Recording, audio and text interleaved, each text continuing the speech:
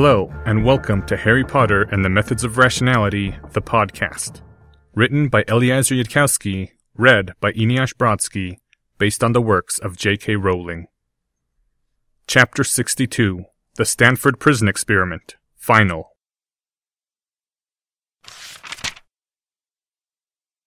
Minerva gazed up at the clock, the golden hands and silver numerals, the jerking motion.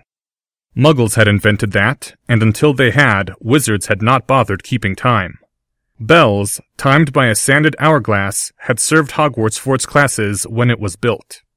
It was one of the things blood purists wished not to be true, and therefore Minerva knew it. She had received an outstanding on her Muggle Studies Newt, which now seemed to her a mark of shame considering how little she knew. Her younger self had realized, even then, that the class was a sham, taught by a pureblood, supposedly because Muggleborns could not appreciate what Wizardborns needed to be told, and actually because the Board of Governors did not approve of Muggles at all. But when she was 17, the outstanding grade had been the main thing that mattered to her, she was saddened to remember. If Harry Potter and Voldemort fight their war with Muggle weapons, there will be nothing left of the world but fire. She couldn't imagine it, and the reason she couldn't imagine it was that she couldn't imagine Harry fighting you-know-who. She had encountered the Dark Lord 4 times and survived each one, 3 times with Albus to shield her and once with Moody at her side. She remembered the damaged, snake-like face, the faint green scales scattered over the skin, the glowing red eyes, the voice that laughed in a high-pitched hiss and promised nothing but cruelty and torment. The monster, pure and complete. And Harry Potter was easy to picture in her mind, the bright expression on the face of a young boy who wavered between taking the ludicrous seriously and taking the serious ludicrously. And to think of the two of them facing off at wand point was too painful to be imagined. They had no right at all to set this on an 11-year-old boy. She knew what the headmaster had decided for him this day, for she had been told to make the arrangements. And if it had been her at the same age, she would have raged and screamed and cried and been inconsolable for weeks, and... Harry is no ordinary first year, Albus had said. He is marked as the Dark Lord's equal, and he has power the Dark Lord knows not. The terrible hollow voice booming from Sybil Trelawney's throat, the true and original prophecy, echoed once more through her mind. She had a feeling it didn't mean what the headmaster thought it did, but there was no way to put the difference into words. And even so, it still seemed true that if there were any 11-year-old boy within the earth entire who could bear this burden, that boy approached her office now. And if she said anything at all like, "Poor Harry," to his face, well, he wouldn't like it. So now I've got to find some way to kill an immortal dark wizard, Harry had said on the day he had first learned. I really wish you had told me that before I started shopping. She'd been head of House Gryffindor for long enough. She'd watched enough friends die to know that there were some people you couldn't save from becoming heroes. There came a knock at the door, and Professor McGonagall said, "Enter." When Harry entered, his face had the same cold, alert look that she'd seen in Mary's place, and she wondered for an instant if he'd been wearing that same mask, that same self, this whole day. The young boy seated himself on the chair before her desk and said, "So is it time for me to be told what's going on?" Neutral the words, not the sharpness that should have gone with the expression. Professor McGonagall's eyes rose in surprise before she could stop them. "The headmaster told you nothing, Mr. Potter?" The boy shook his head. "Only that he'd received a warning that I might be in danger, but I was safe now." Minerva was having trouble meeting his gaze. How could they do this to him? How could they lay this upon an 11-year-old boy? This war, this destiny, this prophecy, and they didn't even trust him. She forced herself to look at Harry directly and saw that his green eyes were calm as they rested on her. "Professor McGonagall?" the boy said quietly. "Mr. Potter, I'm afraid it is not my place to explain, but if after this the headmaster still does not tell you anything, you may come back to me, and I will go yell at him for you." The boy's eyes widened, something of the real Harry showing through the crack before the cool mask was set back in place. In any case, Professor McGonagall said briskly, I'm sorry for the inconvenience, Mr. Potter, but I need to ask you to use your time turner to go back 6 hours to 3 o'clock and give the following message to Professor Flitwick. Silver on the tree. Ask the professor to note down the time at which you gave him that message. Afterwards, the headmaster wishes to meet with you at your convenience. There was a pause. Then the boy said, I am suspected of misusing my time turner, then? Not by me, Professor McGonagall said hastily. I am sorry for the inconvenience, Mr. Potter. There was another pause, and then the young boy shrugged. It'll play hob with my sleep schedule, but I suppose it can't be helped. Please let the house elves know that if I ask for an early breakfast at, say, 3 a.m. tomorrow morning, I'm to receive it. Of course, Mr. Potter. Thank you for understanding. The boy rose up from his chair and gave her a formal nod, then slipped out the door with his hand already going under his shirt to where his time turner waited. And she almost called out, Harry! Only she wouldn't have known what to say after. Instead she waited, her eyes on the clock. How long did she need to wait for Harry Potter to go back in time? She didn't need to wait at all, actually. If he had done it, then it had already happened. Minerva knew, then, that she was delaying because she was nervous, and the realization saddened her. Mischief? Yes. Unspeakable, unthinkable mischief with all the prudence and foresight of a falling rock. She didn't know how the boy had tricked the hat into not sorting him into Gryffindor, where he obviously belonged. But nothing dark or harmful. Not ever. Beneath that mischief his goodness ran as deep and as true as the Weasley twins, though not even the Cruciatus curse could have gotten her to say that out loud. Expecto Patronum, she said, and then, Go to Professor Flitwick and bear back his reply after you ask him this. Did Mr. Potter give you a message from me? What was that message, and when did you receive it?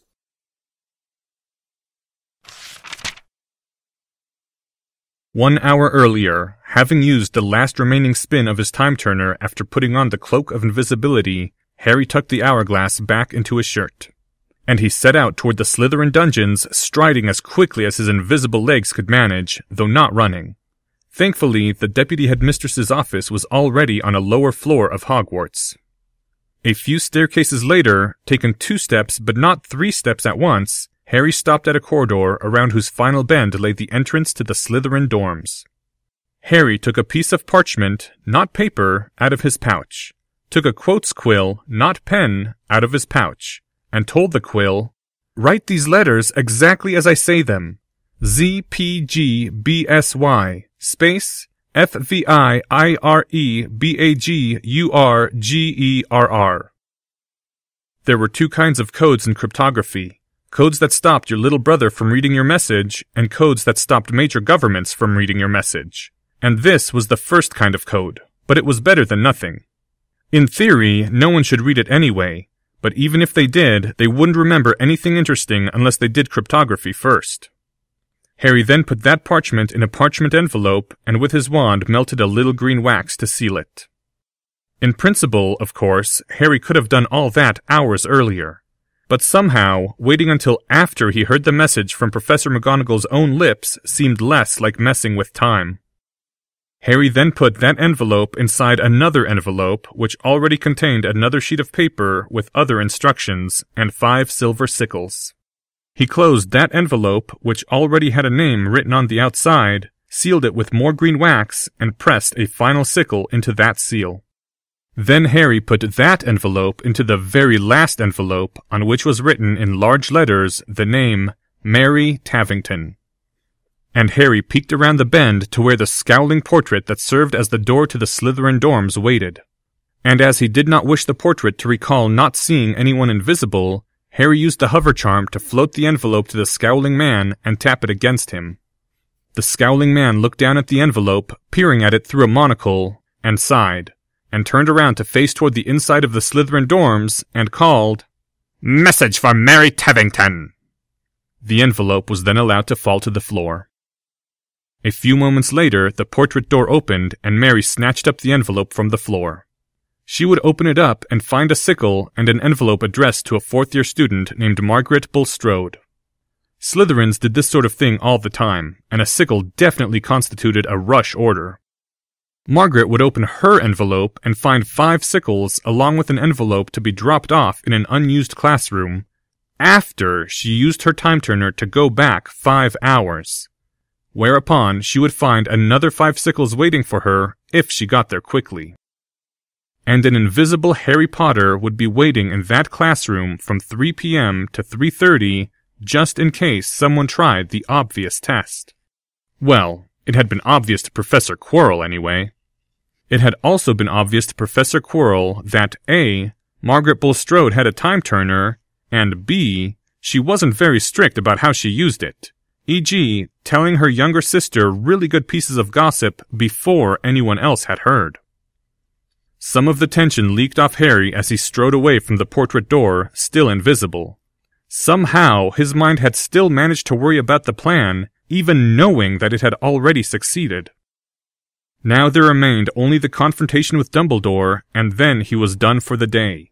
He'd go to the headmaster's gargoyles at 9 p.m., since doing it at 8 p.m. would seem more suspicious. This way he could claim that he'd just misunderstood what Professor McGonagall had meant by afterward. The obscure pain clutched at Harry's heart again as he thought of Professor McGonagall. So Harry retreated a little further into his dark side, which had worn the calm expression and kept the fatigue off his face, and kept walking. There would come a reckoning, but sometimes you had to borrow everything you could today and let the payments come due tomorrow.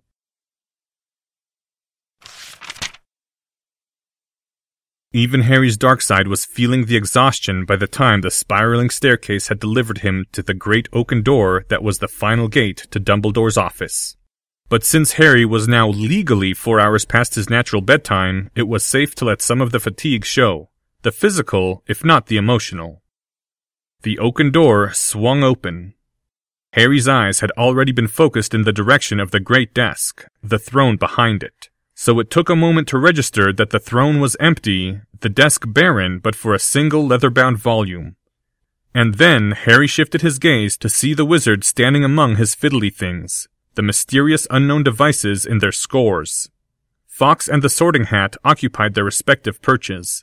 A bright, cheerful blaze crackled in a nook that Harry had not before realized was a fireplace, and there were the 2 umbrellas and 3 red slippers for left feet. All things in their place and in their customary appearance except the old wizard himself, standing tall and dressed in robes of the most formal black. It came as a shock to the eyes, those robes on that person. It was as if Harry had seen his father wearing a business suit. Very ancient was the appearance of Albus Dumbledore, and sorrowful. "Hello, Harry." From within an alternate self maintained like an occlumency construct, an innocent Harry who had absolutely no idea what was happening inclined his head coldly and said, "Headmaster, I expect you've heard back from Deputy Mistress McGonagall by now, so if it's fine by you, I would really like to know what is going on." "Yes, it is time, Harry Potter." The back straightened, only slightly, for the wizard had already been standing straight. But somehow even that small change made the wizard seem a foot taller, and stronger if not younger, formidable though not dangerous. His potency gathered about him like a cowl. In a clear voice, then, he spoke. "This day your war against Voldemort has begun." "What?" said the outer Harry, who knew nothing, while something watching from inside thought much the same, only with a lot more profanity attached. "Bellatrix Black has been taken from Azkaban.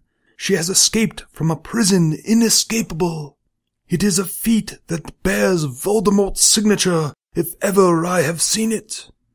And she, his most faithful servant, is one of the 3 requisites he must obtain to rise again in a new body.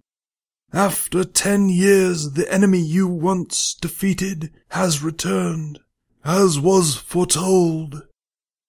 Neither part of Harry could think of anything to say to that, at least not for the few seconds before the old wizard continued. "It need change little for you for now. I have begun reconstituting the Order of the Phoenix that will serve you. I have alerted the few souls who can and should understand. Amelia Bones, Alistair Moody, Bartemius Crouch, certain others. Of the prophecy, yes, there is a prophecy. I have not told them, but they know that Voldemort is returned, and they know that you are to play some vital role. They and I shall fight your war in its lesser beginnings, while you grow stronger, and perhaps wiser, here at Hogwarts. The old wizard's hand came up as though beseeching. So, to you, for now, there is but one change, and I implore you to understand its necessity. Do you recognize the book on my desk, Harry? The inner part of Harry was screaming and banging its head against imaginary walls, while the outer Harry turned and stared at what proved to be... There was a rather long pause. Then Harry said, "It is a copy of The Lord of the Rings by J.R.R. Tolkien." You recognized a quote from that book, said Dumbledore, an intent look in his eyes. So I assume you remember it well. If I am mistaken, let me be corrected. Harry just stared at him. It is important to understand that this book is not a realistic depiction of a wizarding war. John Tolkien never fought Voldemort. Your war will not be like the books you have read. Real life is not like stories. Do you understand, Harry? Harry, rather slowly, nodded yes, and then shook his head no. In particular, there is a certain, very foolish thing that Gandalf does in the first book. He makes many mistakes, does Tolkien's wizard, but this one error is the most unforgivable. That mistake is this. When Gandalf first suspected, even for a moment, that Frodo held the One Ring, he should have moved Frodo to Rivendell at once. He might have been embarrassed, that old wizard, if his suspicions had proven false. He might have found it awkward to so command Frodo, and Frodo would have been greatly inconvenienced, needing to set aside many other plans and pastimes. But a little embarrassment, and awkwardness, and inconvenience is as nothing compared to the loss of your whole war when the 9 Nazgul swoop down on the Shire while you are reading your scrolls in Minas Tirith and take the ring at once. And it is not Frodo alone who would have been hurt. All of Middle-earth would have fallen into slavery. If it had not been only a story, Harry, they would have lost their war. Do you understand what I'm saying? Not exactly. There was something about Dumbledore when he was like this which made it hard to stay properly cold. His dark side had trouble with weird. Then I will spell it out, said the old wizard. His voice was stern, his eyes were sad. Frodo should have been moved to Rivendell at once by Gandalf himself, and Frodo should never have left Rivendell without guard. There should have been no Night of Terror in Bree, no Barrow Downs, no Weathertop where Frodo was wounded. They could have lost their entire war any of those times for Gandalf's folly. Do you understand now what I'm saying to you, son of Michael and Petunia? And the Harry who knew nothing did understand. And the Harry who knew nothing saw that it was the smart, the wise, the intelligent and sane, the right thing to do. And the Harry who knew nothing said just what an innocent Harry would have said, while the silent watcher screamed in confusion and agony. "You're saying," Harry said, his voice shaking as the emotions inside burned through the outer calm, "that I'm not going home to see my parents for Easter." You will see them again, the old wizard said swiftly. I will beg them to come here to be with you. I will extend them every courtesy during their visits. But you are not going home for Easter, Harry. You are not going home for the summer. You are no longer taking lunches in Diagon Alley, even with Professor Quirrell to watch you. Your blood is the second requisite Voldemort needs to rise as strong as before. You are never again leaving the bounds of Hogwarts walls without a vital reason, and a guard strong enough to fend off any attack for long enough to get you to safety. Water was beginning at the corners of Harry's eyes. "Is that a request?" said his quavering voice. "Or an order?" "I'm sorry, Harry," the old wizard said softly. "Your parents will see the necessity, I hope, but if not, I am afraid they have no recourse. The law, however wrongly, does not recognize them as your guardians. I am sorry, Harry, and I will understand if you despise me for it, but it must be done." Harry whirled, looked at the door. He couldn't look at Dumbledore anymore, couldn't trust his own face. "This is the cost to yourself," said Hufflepuff within his mind. "Even as you imposed costs on others. Will that change your whole view of the matter, the way Professor Quirrell thinks it will?" Automatically, the mask of the innocent Harry said exactly what it would have said. "Are my parents in danger? Do they need to be moved here?" "No, I do not think so. The Death Eaters learned, toward the end of the war, not to attack the Order's families. And if Voldemort is now acting without his former companions, he still knows that it is I who make the decisions for now, and he knows that I would give him nothing for any threat to your family. I have taught him that I do not give in to blackmail, and so he will not try." Harry turned back then and saw a coldness on the old wizard's face to match the shift in his voice. Dumbledore's blue eyes had grown hard as steel behind the glasses. It didn't match the person, but it matched the formal black robes. "Is that everything, then?" said Harry's trembling voice. Later he would think about this. Later he would think of some cunning countermeasure. Later he would ask Professor Quirrell if there was any way to convince the headmaster he was mistaken. Right now, maintaining the mask was taking all of Harry's attention.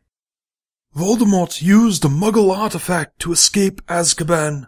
He's watching you and learning from you, Harry Potter. Soon, a man named Arthur Weasley at the Ministry will issue an edict that all use of Muggle artifacts must cease in the defense professor's battles. In the future, when you have a good idea, keep it closer about yourself." It didn't seem important by comparison. Harry just nodded and said again, "Is that everything?" There was a pause. "Please," said the old wizard in a whisper. "I have no right to ask your forgiveness, Harry James Potter Evans Varys. But please, at least say that you understand why."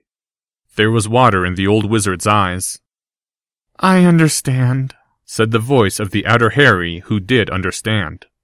"I mean, I was sort of thinking about it anyway, wondering whether I could get you and my parents to let me stay over at Hogwarts during the summer like the orphans, so I could read the library here.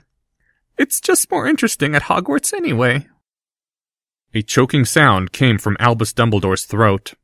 Harry turned again toward the door. It wasn't escape unscathed, but it was escape.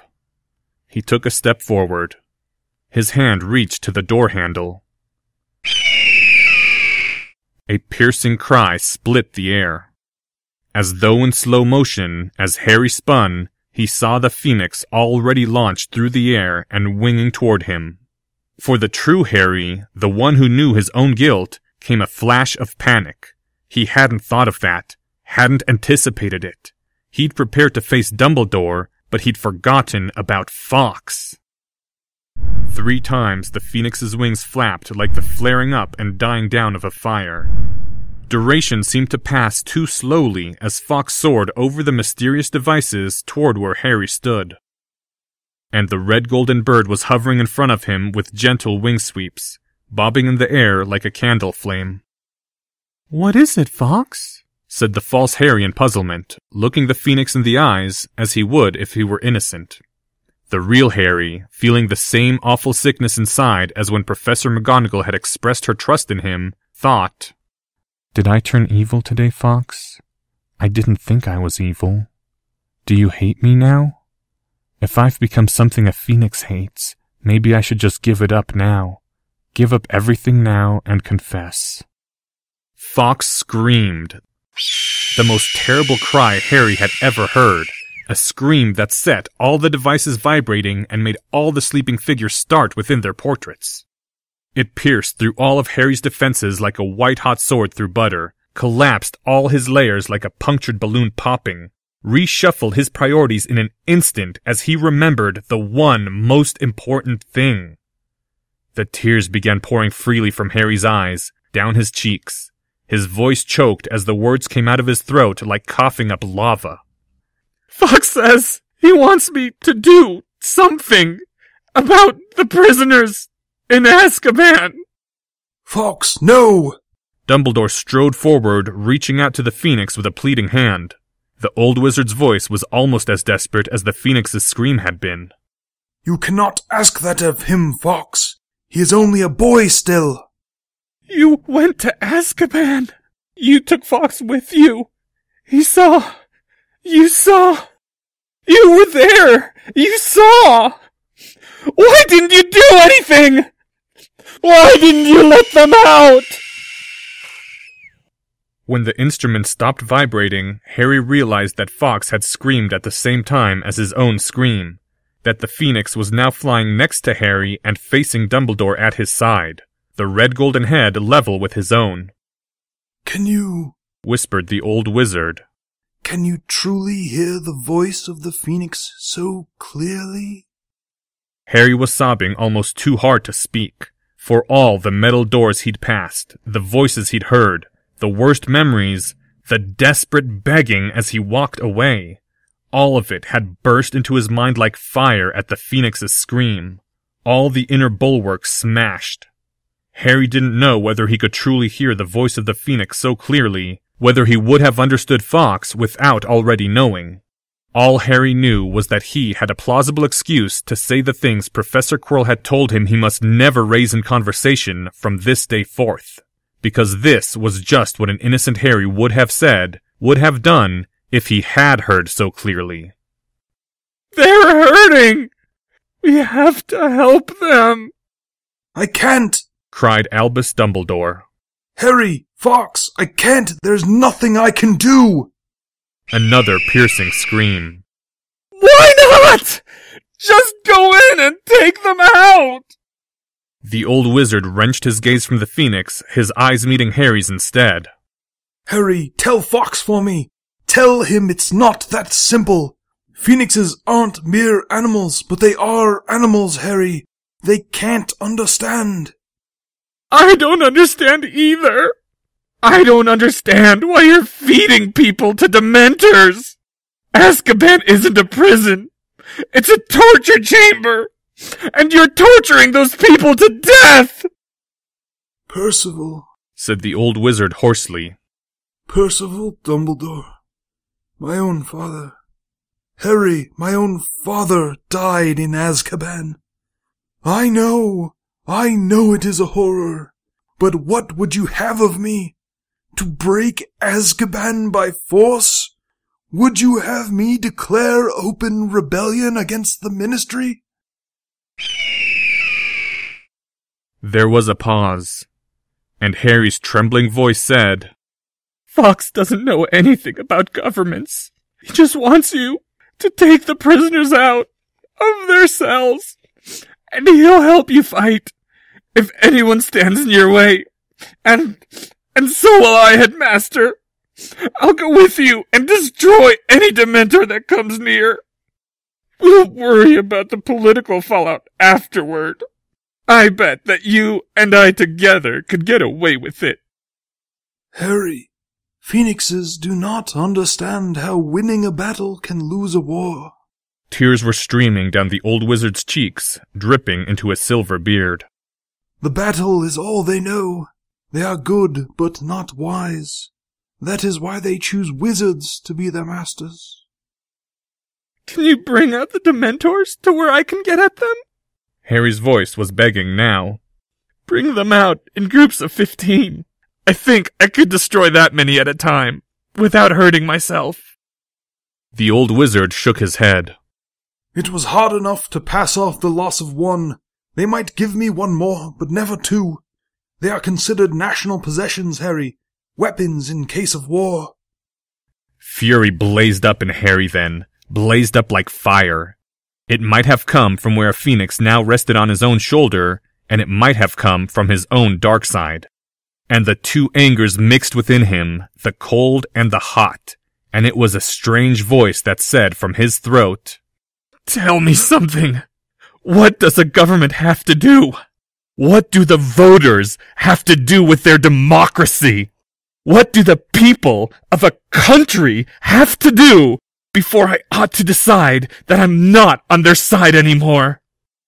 The old wizard's eyes widened where he stared at the boy with a phoenix upon his shoulder.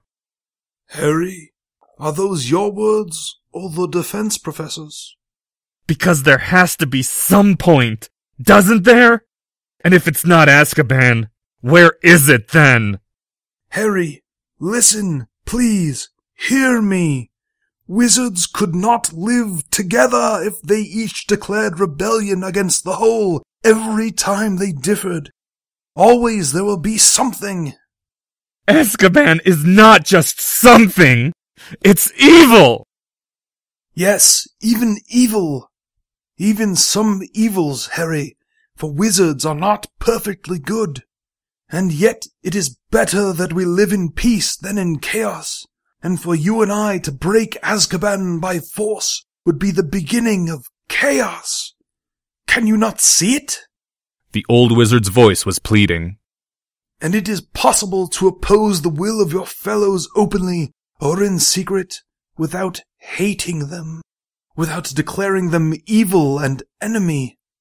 I do not think the people of this country deserve that of you, Harry. And even if some of them did, what of the children? What of the students of Hogwarts? What of the many good people mixed in with the bad? Harry looked on his shoulder at where Fawkes had perched, saw the phoenix's eyes gazing back at him. They did not glow, and yet they blazed, red flames in a sea of golden fire. "What do you think, Fawkes?" said the phoenix. Fawkes didn't understand the conversation. The young boy looked at the old wizard and said in a thick voice, "Or maybe the phoenixes are wiser than us, smarter than us. Maybe they follow us around hoping that someday we'll listen to them. Someday we'll get it. Someday we'll just take the prisoners out of their cells." Harry spun and pulled open the oaken door and stepped onto the staircase and slammed the door behind him. The stairwell began rotating, Harry began descending, and he put his face in his hands and began to weep. It wasn't until he was halfway to the bottom that he noticed the difference, noticed the warmth still spreading through him, and realized that... "Fawkes?" Harry whispered. The phoenix was still on his shoulder, perched there as he had seen him a few times upon Dumbledore's. Harry looked again into the eyes, red flames in golden fire. "You're not my phoenix now, are you?" "Oh," Harry said, his voice trembling a little. "I'm glad to hear that, Fawkes, because I don't think the headmaster, I don't think he deserves..." Harry stopped, took a breath. "I don't think he deserves that, Fawkes. He was trying to do the right thing. But you're angry at him and trying to make a point. I understand." The phoenix nestled his head against Harry's shoulder, and the stone gargoyle walked smoothly aside to let Harry pass back into the corridors of Hogwarts. End Chapter 62. Thank you to the following people: Dumbledore, Drake Walker. Minerva McGonagall, read by Autumn Rachel Dryden. This chapter's original text, production notes, and attribution links, along with archives and much more, can be found at hpmorpodcast.com. If you would like to learn more about the art of rationality, please visit lesswrong.com, an online community of aspiring rationalists founded by Eliezer Yudkowsky. Some sound effects used are courtesy of the Free Sound Project. Today's music was Ghosts, tracks 9 and 17 by 9 Inch Nails. Thank you for listening, and come back next week for the first half of Chapter 63, The Stanford Prison Experiment, Aftermaths.